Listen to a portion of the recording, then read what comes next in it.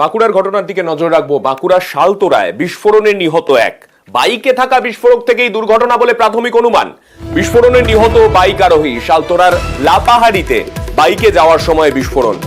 ঠিক কি ঘটনা ঘটেছিল জানবো, আমাদের প্রতিনিধি প্রিয়ব্রত রয়েছেন আমাদের সঙ্গে। প্রিয়ব্রত, দেখো, গতকাল সন্ধ্যের সময় লাপাহাড়ি এলাকা দিয়ে পাস করছিলেন জয়দেব মন্ডল, স্থানীয় ঝনকা গ্রামের বাসিন্দা, এবং তার যেটা অভিযোগ যে তার বাইকেই কোন রকম বিস্ফোরণ ছিল এবং সেই বিস্ফোরক হয়ে পরেই কিন্তু এই মৃত্যু হয়েছে জয়দেব মন্ডলের। জয়দেব মন্ডলকে প্রথমে কিন্তু রক্তাক্ত অবস্থায় পড়ে থাকতে দেখে স্থানীয়রা, পুলিশে খবর দেয়। পুলিশ এসে পরে শালতোরা ব্লক প্রাথমিক স্বাস্থ্য কেন্দ্রে নিয়ে যায়। সেখান থেকে স্থানান্তরিত করা হয় বাঁকুড়া সমিতি মেডিকেল হাসপাতালে। মেডিকেল কলেজ হাসপাতালে যখন নিয়ে যাওয়া হয় তখন চিকিৎসকরা যারা করেন তারা মৃত্যু অবস্থা থেকে নিয়ে আসা হয়েছে। এই যে মৃত্যু হয়েছে তারপরে কিন্তু সরগরম হয়েছে রাজনীতি, যেখানে বিজেপির পক্ষ থেকে অভিযোগ করা হচ্ছে এই এলাকায় অবৈধ বেশ কিছু খাদান রয়েছে, সেখানেই কিন্তু টিটোয়েন্টার টাইপের কোনো কিছু বিস্ফোরক বহন করে নিয়ে আসছিলেন এবং সেই কারণে এই মৃত্যু হয়েছে এমনটাই অভিযোগ করা হচ্ছে। কিন্তু শাসক দল বা পুলিশের পক্ষ থেকে এই বিষয়ে কোনো রকম মুখ খোলা হচ্ছে না, এখনো পর্যন্ত মুখ খোলা হয়নি। যেটা দাবি করা হচ্ছে বিজেপির পক্ষ থেকে, এই এলাকায় অবৈধ যে খাদান চলে সেই খাদানগুলি বন্ধ করতে হবে এবং যে মারা গেছে তাকে উপযুক্ত ক্ষতিপূরণ দিতে হবে, সবই দাবিতে কিন্তু এই মুহূর্তে রাস্তা অবরোধ চলছে শালতোরা এলাকায়। প্রিয়ব্রত, আমাদের সঙ্গে থাকো। এক্ষেত্রে বিজেপির বিধায়ক ঠিক কি দাবি করেছেন শোনাবো। লাউপাহাড়ি বলে একটি জায়গা আছে, সেই জায়গায় মোটরসাইকেলে করে যখন উনি বেরোচ্ছিলেন সেই মুহূর্তে ওই যে কিছু বিস্ফোরক উনি নিয়ে যাচ্ছিলেন, সেই বিস্ফোরকগুলি ব্লাস্ট হয়। মানে স্পষ্ট আমি বুঝতে পারছি যে উনি কোনো বিস্ফোরক নিয়ে যাচ্ছিলেন এবং এত জোর আওয়াজ হয়েছে, সেই আওয়াজ পুরো 4টা গ্রাম কেঁপে উঠেছিল। জানি না পুলিশ এই কেসটাকে পুরোপুরি ধামাচাপা দেওয়ার চেষ্টা করছে কিনা। আর এই বিস্ফোরণ ঘিরে ইতিমধ্যেই শুরু হয়ে গিয়েছে রাজনৈতিক চর্চা।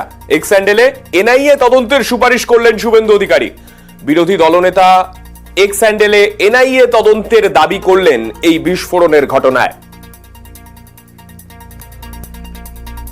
বিস্ফোরণকে নিয়ে ইতিমধ্যেই আমরা যে ছবি দেখতে পাচ্ছি, একদিক থেকে যেমন বিজেপি বিধায়কের তরফে ক্ষতিপূরণের দাবিও তোলা হয়েছে, ঠিক তার পাশাপাশি বিস্ফোরণ ঘিরে রাজনৈতিক চর্চাও ইতিমধ্যেই শুরু হয়ে গিয়েছে।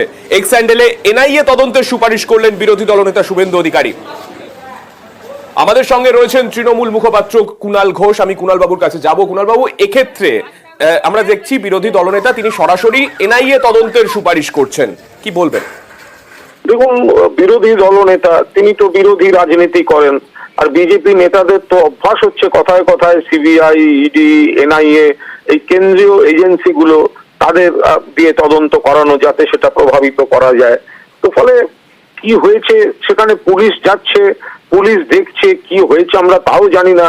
তবে সারা ভারতবর্ষে যেখানে বাজি কারখানাতেও বিস্ফোরণে এতজন মারা গেল, অন্য রাজ্যে আপনারা দেখতে পেলেন এতগুলো ঘর বাড়ি পুড়ে গেল, সেখানে তো কই এনআইএ বা জঙ্গি বা সন্ত্রাসবাদী বা বিস্ফোরক অভিযোগে তখন তো কেউ সেন্ট্রাল এজেন্সি সুপারিশ করলেন না।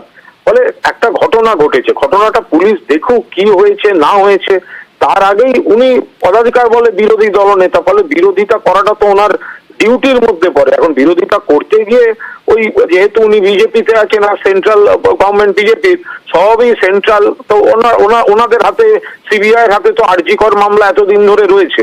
তো এখনো পর্যন্ত যাকে ধরা হয়েছে সে তো কলকাতা পুলিশ ধরেছে, সিবিআই তো কিছু এখনো করে উঠতে পারলো না।